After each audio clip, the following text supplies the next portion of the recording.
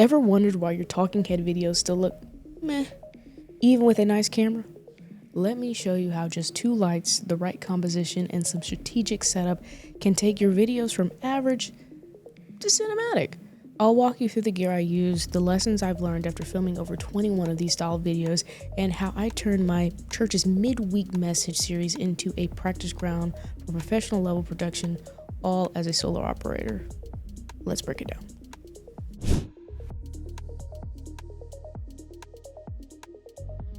Welcome to the video. My name is Leah and I am a cinematographer based here in Nashville, Tennessee, and I own and operate a video production company called Alpha Media LLC. And in today's video, we are going to break down, maybe not in fine detail, not in super duper detail, but we're gonna get pretty in the nitty gritty of how I was able to create this professional. I ain't gonna lie, I did something very unethical by saying cinematic because it's like a keyword, it's a buzzword, you know, people are gonna click on it and stuff like that. There's some little bit of cinematic-esque to it, but it's really just professional, legit, top tier, break out of the crowd and what is, seen as the basic, as the base, as the entry level. I don't know what I'm trying to say. I'm just going on a rant. I filmed this already and forgot I didn't push record in the audio, so I'm trying to do this again, you know what I'm saying? So yeah, in today's video. Okay. In today's video, we're going to break down this series called Midweek Motivation that I professionally produced for my church as practice. Okay? Because you see, I'm not a fake it till you make it type of girl, okay? This is why I never talk trash when I play ball or anything like that. Like, I'm gonna talk trash after I won the game. You know what I'm saying? I'm a talk trash after I, average 35 points. That never happened. I'm 5 foot, but I'm gonna talk trash when I know I got it in the bag. And that's just the type of person I am, because I know for a fact that when there's people out there that talk trash that can't back it up, I'm gonna throw it in your face every 5 seconds. I'm gonna be a menace. Okay? I'm gonna be a problem. And so therefore I feel the same way when it comes to my work. I'm not gonna sit over here and have somebody ask me to do a certain job or go out and interview for a job, put my resume out there, whatever, if I've never done it. I'm not gonna DM anybody, I'm not gonna cold email anybody about, how I can, film some content or assets for their website, for commercial, for their social media, and I've never done it before. Just gonna show up and just do my thing and figure it out. No, never been that person, never will be that person. I gotta go out and I get some practice. Now, granted, I'm really bad about practicing way too much instead of going out there and doing the thing. It's not gonna be perfect. Like, there's gotta be a time where I was like, all right, we got the practice in. Now let's show up and show out. So we worked on that the last couple years. We're good. We're doing what we need to do and putting ourselves out there. But best believe your girl cannot show up to anything and do anything without knowing confidently that she can do it. Confidently, you know what I'm saying? So that's my rant. That's my whole thing. That's my whole 2 cents and spiel and whatnot. But since I'm not a fake it till you make it type of girl, I saw an opportunity with my church in this series that the minister made during COVID. I think he did. I think he started posting these before COVID, but I saw him during COVID. It was called Midweek Motivation, and it was good. It was a great message. It was needed during that time, during isolation and social distancing and whatever. But the cinematographer in me could not get past where he was shooting these videos at. The fact that it was shot with an iPhone and using the in-camera microphone. There's nothing wrong with it. I mean, I watched it. Everybody else continued to watch it. But here's the thing. Data shows that when the quality is improved, which is not an iPhone. I'm sorry to say it. I'm sorry to put out there. Unless you're shooting your content with like serious expensive lenses and ridiculous rigs, which at that point, why are you doing that when you can just get a cinema camera, get a hybrid camera?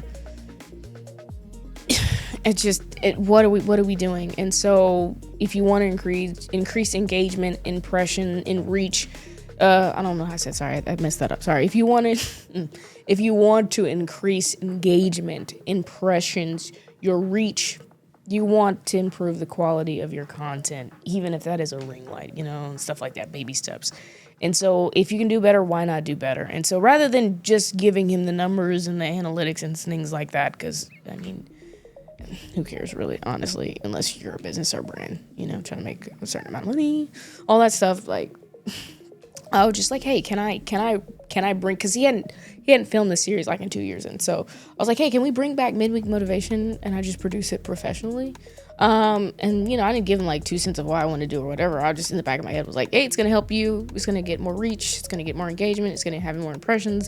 And for me, I get practice and I get experience in knowing how the workflow I needed to be able to film these videos and take them from 16:9 to a 9:16 or a 1:1. Like, how many feet away does the camera need to be from the subject to still have the leading lines in the shot, as well as, being able to, crop it later, reframe it from 16:9 to a 9:16.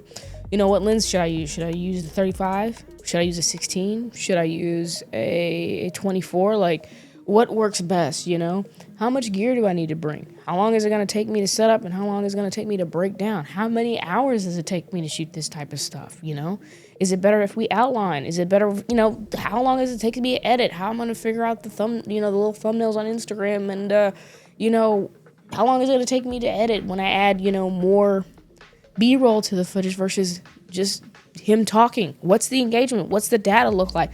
All of these things I was able to do by just offering the service for free, just to test and, like I said, to not fake it till I make it, to actually have confidence in when I tell people that if they invest in a professional cinematographer just for their content, as I want to do this type of work I don't know, I'm sorry, so sorry. I got jumbled up for a second. Hold on. I want to do this work on a retainer basis, something that I can just do by myself. And, while I do other work like commercial one-off projects, DP, things like that, but I want to have retainer clients because that, helps you sleep at night when your money's coming every month. So I just want to test it, the variables, see what it was, and this was just the perfect project to do it. It's a win-win for my church and for me. And so that's why I did it. So let's break down composition, talk about the gear I used, how long it took me to set it all up, and just how 2 lights make an interview or talking head video look professional and cinematic on a budget. So let's talk about composition. So before I choose any, or how to say it like this, before I choose my camera kit and my lighting kit, even my audio kit, I have to know what I'm going to film, how I'm going to film it. I've said it before in previous videos. Maybe, I don't know, maybe I said it in my head, but I'm going to say it now, that if your composition is trash, your video is trash. It doesn't matter the lens you use, the camera you use, even the lighting. If your composition sucks, video sucks. It falls flat. Unless you're, like I said, unless you're vlogging, it doesn't really matter. We're here for the story or whatever. But if you can help the composition and making the shot more dynamic and engaging, it just, it just adds to it. Everything just works together as one. And so if I can help it, if I can see the area before I get there, I'm going to try to identify my composition. There's so many different forms of composition. And I think always the easiest ones that you can find in everyday life is leading lines and a frame within a frame. And so for this one, it was leading lines, and that was in the sanctuary using the pews. Now, I'm gonna keep this short. I'm gonna keep this brief. My church there's not one place there that is aesthetically pleasing, and that's not like, oh, the walls look weird or there's no art or anything like that. It's plain. It's just not. There is no composition whatsoever. No, there's just not. The more I think about it, no, there's not. And on top of that too, we're dealing with, like, I think marble floors or something like that, and a lot of windows, so audio echo, no matter really if you did have a lapel on to help with that, it's not ideal. It's not ideal. But thankfully the sanctuary was ideal, and it made more sense too, because the video is about church, Jesus, religion, so before he says a word, what this video is about because of the setting. And so therefore, it just made sense. And the composition was easy. I saw it way before I thought about the video. I was like, oh yeah, leading lines right in the middle. of the sanctuary leading up to the pulpit. This is going to work. This is going to look great. Can't wait to shoot it. So that's my composition. So let's talk about lighting. So what I do when it comes to lighting if I can, any space that I'm in or I'm filming in is turn off all the lights. Turn off all the lights and start blank. Start with a blank canvas, if you will. Like here, even in my living room, all the lights in here are controlled. And so when it came to this project as well as others, I like to turn off all the lights if I can, if I'm able to, because here in a future video, when I talk about, there's one interview I shot in Springfield where I was not able to turn off the lights or half the lights in the hallway, and I just had to work with what I got and just expose the shot correctly, things like that. But if I can control the lights, I'm going to control the lights, and be able to create the look that I want. Like, I like how this shot here in my living room looks supernatural. This looks like if I turn on all the house lights in my house, or better yet, there's no lights on at all, and this is just what it looks like during the daytime in my living room at 1:34 is the time right now. No, it doesn't look like this at all. This is a key with some extra diffusion. My Amaran 200X is shooting up off the roof and lifting the shadows here in the background. I got my practical right there, and things like that, just to be able to control the scene and what it looks like and get the look that I want. Yeah, this look is not by accident. This look is not what's naturally in the space. This is completely controlled by me and my phone. So yeah, that's the same approach that I have at the church. And so with the church, turn off all the lights and just turn on the pulpit lights and use that as an accent light. And not only as an accent light, just for an accent light's sake, but I use it as an accent light to show depth in my shot. I wanted you to be able to see the distance between Chris and the background, as well as show off Boca that shallowed up the field. The reason I have a 1.4, I don't shoot wide open at a 1.4, but I wanted that nice dreamy background, which is another thing I feel like always looks professional, always looks cinematic. Every time I bring up cinematic in this video, remember that I'm using it loosely, okay? But yeah, there's a clear difference. Not the only thing that makes a clear difference between like a cinematographer and somebody who's just shooting with their phone, or somebody who just picked it up and doesn't know what they're doing. It shows a big difference, and it just looks so good and professional. And so if you got a prime and you're shooting 1.4, 1.8, why would you not show off that nice shallow background, just like here in this video, this shallow background. I think I'm at 1.8. Yep, I'm at 1.8 shooting in my living room. And so yeah, just showing that off. Oh, it's good. It looks so good. Looks so good. Anyway, sorry. Yeah, so did that, and then like I said, all the lights are off. Then I had the key over to his left, kind of high, as we do 45-degree angle, with a softbox attachment and another piece of diffusion. And then off to the back, I have his edge light, or I set up an edge light because in previous videos, he kept disappearing in the back. Well, here, okay, let me say this. So since I was filming this from August to July, this batch that I'm talking about in this video was from this month, the most recent one. But before that, I never brought a second light, I only brought one, and I'm gonna talk about a little bit more here and at the end of this video. But anyway, I just brought that second light to just bring him out of the background, because I realized, when we shot in August, because the church have these windows at the top that pour light in, because it doesn't get dark till like 9 o'clock, they kind of served as an edge light to kind of separate him and pull him out of the dark, pull him out of the shadows where the key wasn't.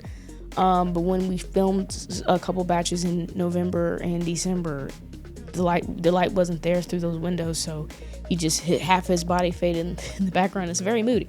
I feel like Jesus' stories are supposed to be hopeful, maybe. Well, some can be very dark. But still, it's like, that's not the mood we were going for, not the mood I was going for. So having half his body, falling off into the abyss was not the look that I was going for. So I was like, I want to make sure that I throw in an edge light to pull him out of the darkness. And that's what I set up. What is it? Like his right side towards the back in the corner. And, attached a Fresnel to it to concentrate that light so it wouldn't spill and it would just be focused on the outside of his body. So there's that. And yeah, that's pretty much just as far as like, I guess the reasoning, the lighting setup, how it was set up. But the lighting kit involved my Amaran 200X, the Aperture Light Dome 3 with the grid, the Amaran 60XS, and the Aperture Fresnel 2-time attachment. Of course, can't do anything without the accessories like a chrome C-stand, 2 newer metal light stands, metal boom arm, grip head, and cheap diffusion cloth from Amazon with rubber clamps from Harbor Freight. I think it's also important to note that because we're shooting in the middle of the sanctuary, that means there's no outlets close.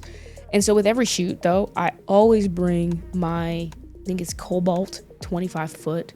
It's a nice little wheel roped extension cable, and just set it in the middle so that I could, easily plug in my Amaran 200X.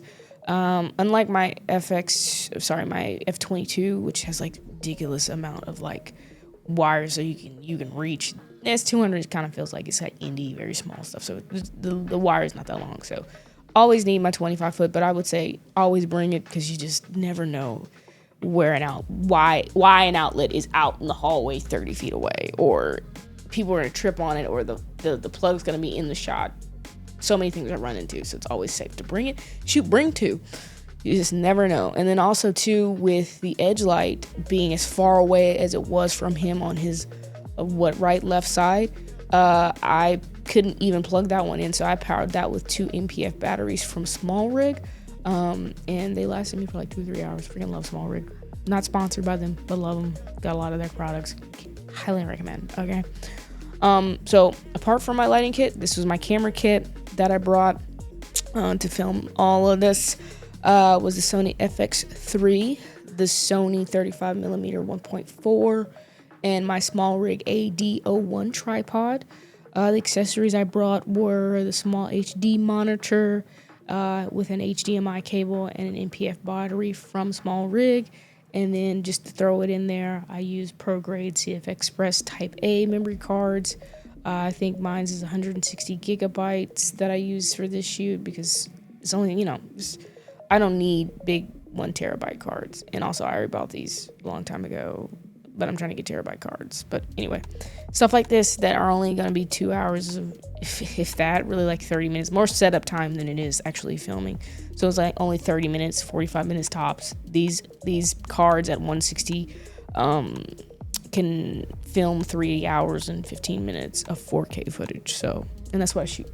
I shoot 4K XAVC SI, I believe, or something like that. I don't know. I have to look. And then again, at the same time, it kind of doesn't matter. You know what I'm saying? So, I mean, it matters, but I'm not going to get into the nitty gritty of that.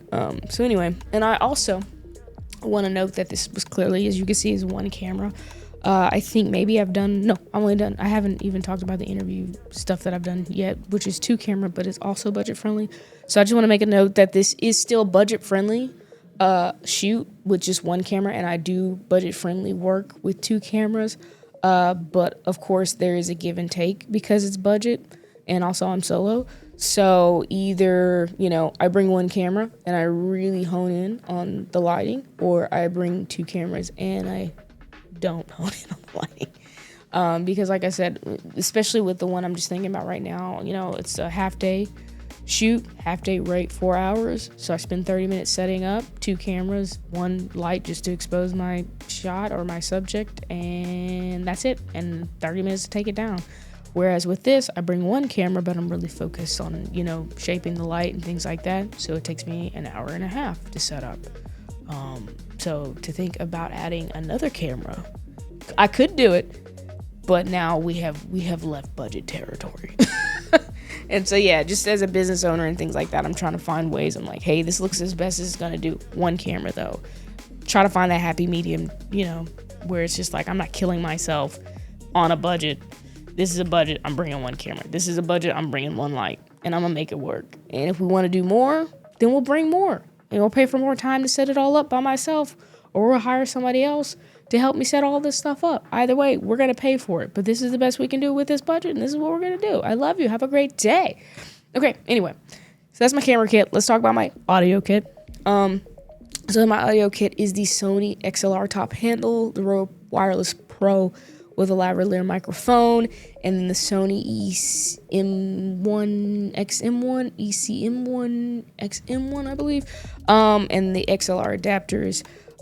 So I just want to make a preface, a note that this, because I've seen other creators, cinematographers, videographers in my area filming content for like plastic surgeons and doctors and things like that, and they all have the mic placed to them, and that's it. And this is just me from learning through now the courses that I'm taking in film school and stuff, that not so much that it just looks terrible to have just a big old clunky thick microphone attached to somebody's shirt, or that it looks amateur, but it's just the thought of, or the belief that audio will not fail. So what I like to do, from what I learned, and also the stuff has happened, is to, number one, always clip a mic. If I can hide it, I'll try to hide it. But if we're doing a bunch of batches and people trying to change clothes, then it's just gonna be showing, and that's okay. But if it's just one of those things where we're sticking with one outfit, then I'm gonna hide it and under the shirt. I'm gonna have stickies in the whole thing. You'll never know that it's there, or I'm gonna use boom microphone. But either way, the reason why I use two microphones, the Rode Wireless Pro as well as my shotgun microphone, the Sony ECM, I think it is, XM1, is because mics fail. Something always happens, right? And even in this shoot, the mic that I had, the mic pack essentially, I kept getting feedback, and so I had to switch to the second mic that I had, and thankfully I had two mics, but I have a third mic too as well, and I was just monitoring it on with my headphones. But to think that if, say, I wasn't monitoring it with my headphones and I didn't know that there was any feedback, and I go home and in post, I import all the footage, and 3 or 4 videos have mic issues. I don't have a backup track. I don't have a backup audio option. All I have is in camera. And here's the thing too, especially when using the Rode Wireless Pros, you plug it into the camera, so you're going to have in-camera audio. There's no syncing any of the audio in post, or being able to mute tracks in Adobe Premiere to find the mic that didn't fail and that did work. And so, yeah, when I see other creatives, especially in my area, with the big mic packs on them, the first thing I think of is not, this is amateur hour or something like that, super negative or whatever. This is someone whose mic, they never thought about their mic failing. And when they fail, it's too late. The day is wasted. The footage is gone, and now you got to reshoot it. And somebody's gonna get upset. Somebody's gonna I don't have time for this. I thought you were the professional. It's gonna be a whole thing, and it sucks. It sucks. And so now, thankfully, that's never happened to me, but I heard of it happening to other people, and so that I make sure that I have 2 tracks. I bring the top handle. I plug it in. I have 3 inputs with that top handle.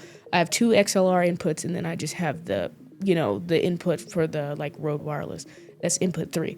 And so I plug in my XLR or my Rode mic into input 3, and then I also plug in the XLR into input 1. And therefore, when I go into post in Adobe Premiere, say a mic fails, or one I like better, which is probably going to be the lavalier one because this is the closest, is the track that I'm going to use, and I'm going to mute the other one. And it's just redundancy. It's just to make sure that if the impossible happens, because it's impossible, but guess what? It's going to happen. Gear fails, especially after a lot of uses and after having it a long time or not updating or whatever the reason it is. Stuff fails. You got to be ready. You got to have a backup, from batteries to mics to lights to memory cards failing, lenses being weird, camera going out for some reason. You got to be ready. You got to be ready for anything. Redundancy is key.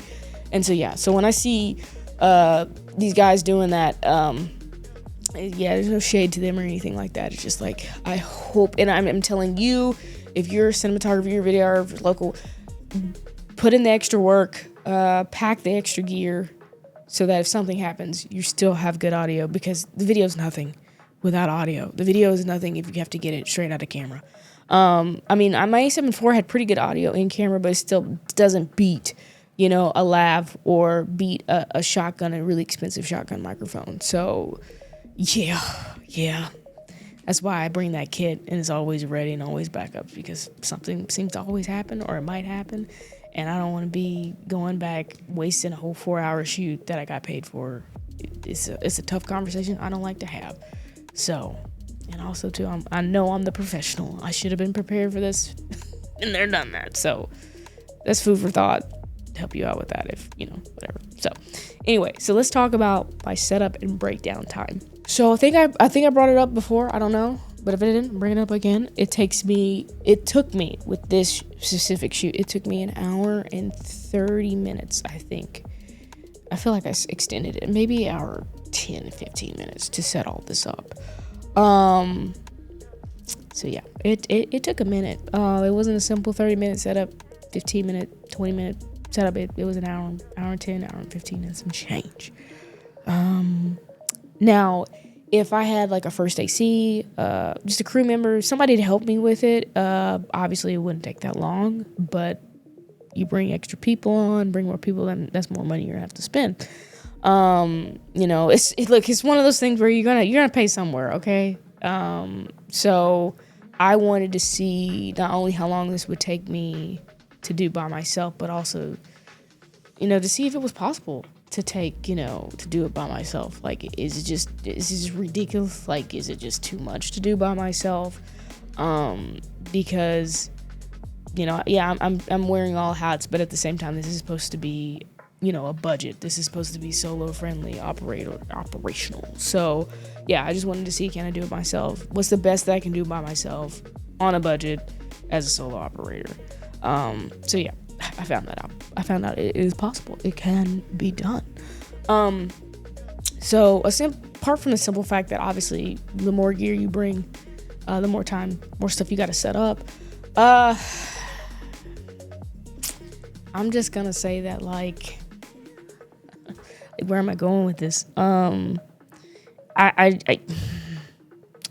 Yeah, more gear you bring, obviously you're gonna have to. It's more time you're gonna have to set up, but apart from that obvious notion, or obvious, you know, whatever, a lot of the time spent is not really spent setting the stuff up, you know, plopping in the C, you know, the C stand, and, you know, tightening it up and putting the lights on the lights. A lot of the time is not taken into putting the stuff up. It's dialing in the shot, you know, being very not tedious, but being very meticulous, because it's important. Tweaking small things, you know. A lot of my time was spent just making sure that, you know, the shot was evenly exposed. So like, for instance, you know, Chris is sitting down. I was making sure he would get in the shot. Like, okay, maybe I need to, let me see how close I can pull in the sheet of diffusion in the softbox without it being in the frame, so I can make sure that the light is as soft as it possibly can. And let me go over here to the edge light and let me make sure that I, you know, dial in the intensity of the light so it's not spreading too much, but it's not too thin where you can't even see it. Then let me go back here on my phone and let me dial in the intensity of the light. Does it look better at 11%, 12%, 5%, 2%? Like, do I need to bump it all the way up to 100%? You know, moving the camera forward and back to make sure that I got the pews in, and things like that. Not enough head space here, you know, negative space at the top or the bottom, because I've done that in previous videos where it's just like a big, like, two-armed space at the top of his head, and, you know, trying to make sure that looks good and things like that. So I feel like a good 45 minutes is just making sure everything looks good, because the only reason, I don't know where I was going with that. I don't know how I wanted to name. I'm malfunctioning. Hold on. I'm wearing all hats. I'm doing all this. So I don't have a first AC or anybody there to be able to look at the shot and focus. Like, that this is their job. This is the only thing that, the gaffer is making sure that the light's set up the way it needs to do and phoning in, and my first AC is doing something, and then I'm doing something. This is all me. I'm first AC, gaffer, and everything, right? So I'm having to take the extra time to really make sure everything is looking good, everything is looking bright. Take my time. Don't rush me because it's just me. If I go home and see that this doesn't look the way I wanted to, it's because I was rushing and I didn't take my time. It's been a whole thing, and I hate when that happens. And so, yeah, a lot of that time is taken up by just trying to dial in the shot and being meticulous about it. But yeah, it's worth it though. It's definitely worth it. And, even with today and shooting this in my living room, I made sure that I took my time, not too much time, but took my time to make sure it looked the way that I wanted to and dial it in. And then of course, after that, it took like 30 minutes to take it down, 45 tops, really 20, 15 minutes if I don't talk to people while I'm taking stuff down and getting distracted, and it all fits in my car. That's really important. I'm trying to get my Jeep next year. That's my goal, so I can, fit more stuff in there because the kit's going to get bigger, and I want to definitely at least bring like a first AC or a gaffer with me on projects, and definitely, pay money for that. But yeah, I wanted to be able to fit in that car before we have to start renting out grip trucks and things like that. But yeah, it all fits in my car, and that's great. So yeah, like I said, a lot of testing went into this, a lot of seeing how things work, instead of trying to figure it out on the day when I'm getting paid top dollar for it. Absolutely not. So before this recent batch, I think I like how I say, I think I've talked about it. I probably did, but who cares? Stick with me, okay? Stay with me.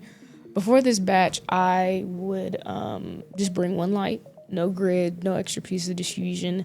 And a lot of it was just because I wanted to see if I needed to bring a bunch of gear. If I needed to, not a bunch of gear. If I needed to bring an extra piece of diffusion, have that set up. If I needed to bring the edge light, because I watch other cinematographers, not specifically here in my area, but just try to watch and follow and immerse myself in like the best cinematographers out there.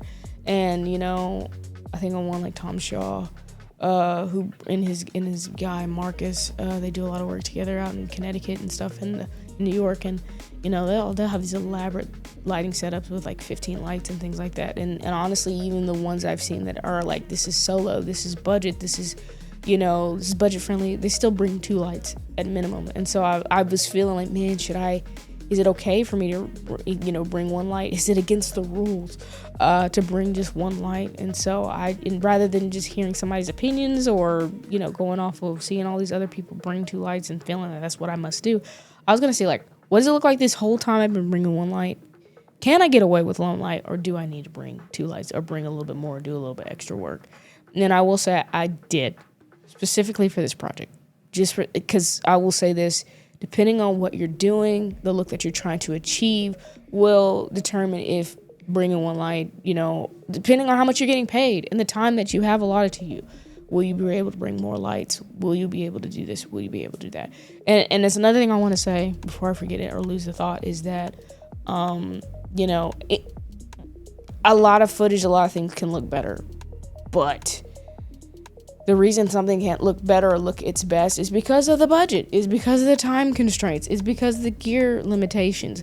But the fact that you wouldn't even know or notice that this was done on a budget, this was done with limited gear, is because the person who's behind the camera, the person who came up with the idea, the lighting diagram, knows what they're doing.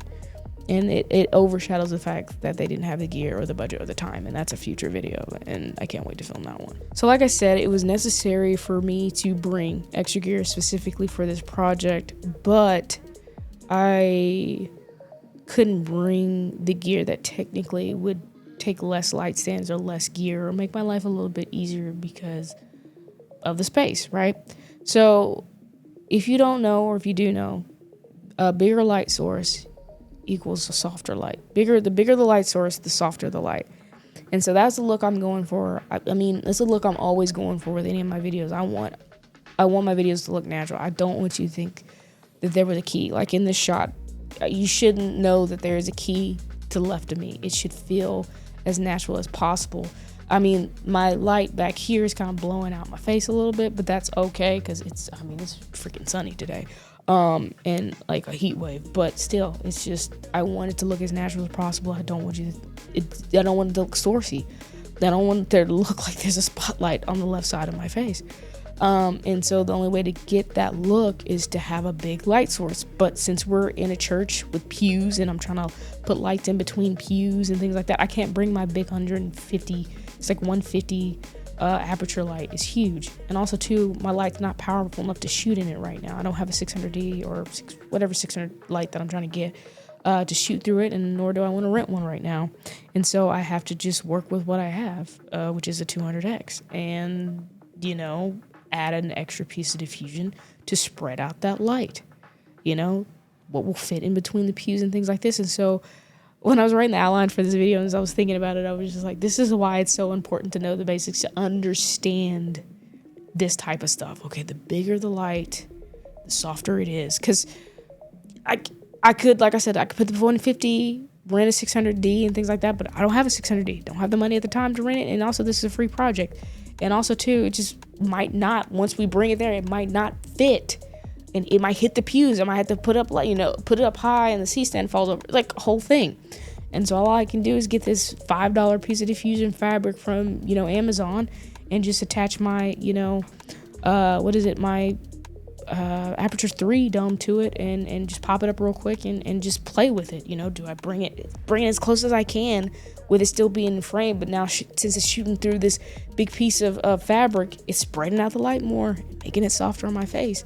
And so it's just knowing things like that rather than just, seeing everybody bringing these lights, and just knowing in what scenario, what I need, and play with the gear that I have to be able to get the look that I want. Because, big light's not going to fit in there. And I wasn't about to bring it and find out, yep, that doesn't work, and we can't film today. You know what I'm saying?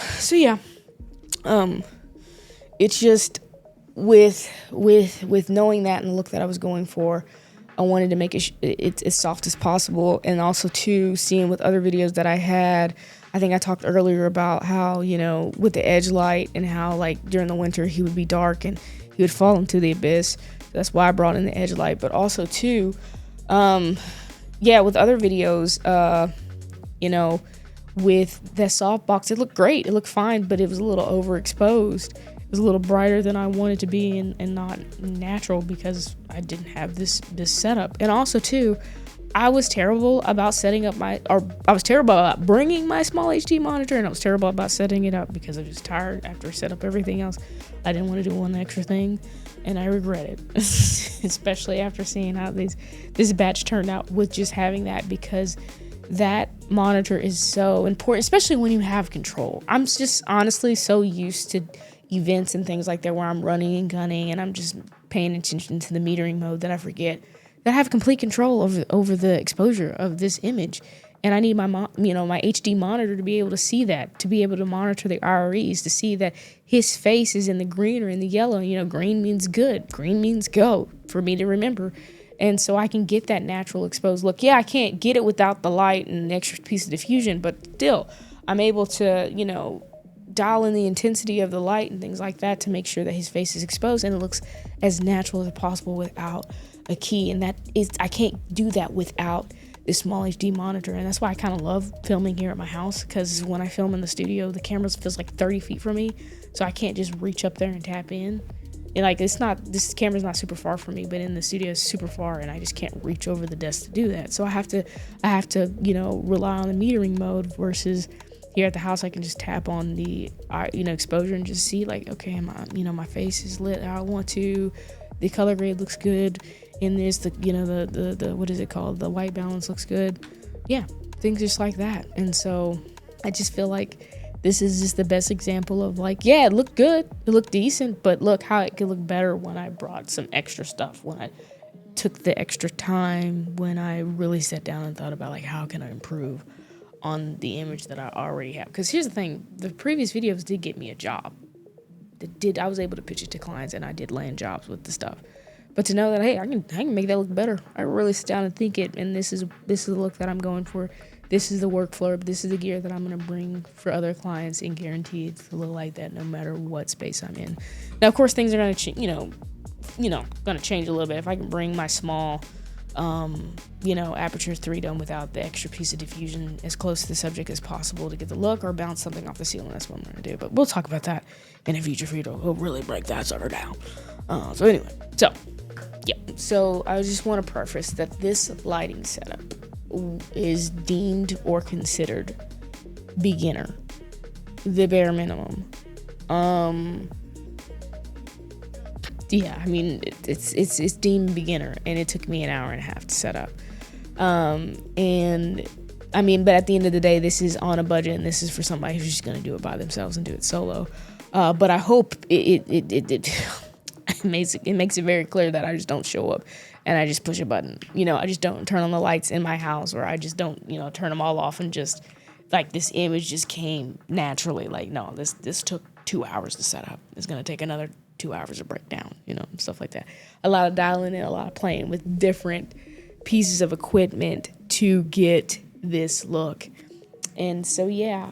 And I laugh if you see me keep putting my hand up here because I'm not trying to hit my mic and stuff. But anyway. So, yeah. So if you're talking head videos, if you want your talking head videos to look like this, I hope it helps. I hope it doesn't discourage, but I hope it helps you understand that it's more than just, buying a cinema camera. It's more than just going out and buying, a key light that a creator told you to buy and just setting it up at 45-degree angle. Like there's a lot of testing. There's a lot of, playing with how it looks. I'm trying to find my words here. There's a lot of dialing and tedious, meticulous things that you have to do to get this look. This look doesn't come straight out of the box. It doesn't come straight out of camera, just pushing the button. This took some time. This took some effort. This took some thought.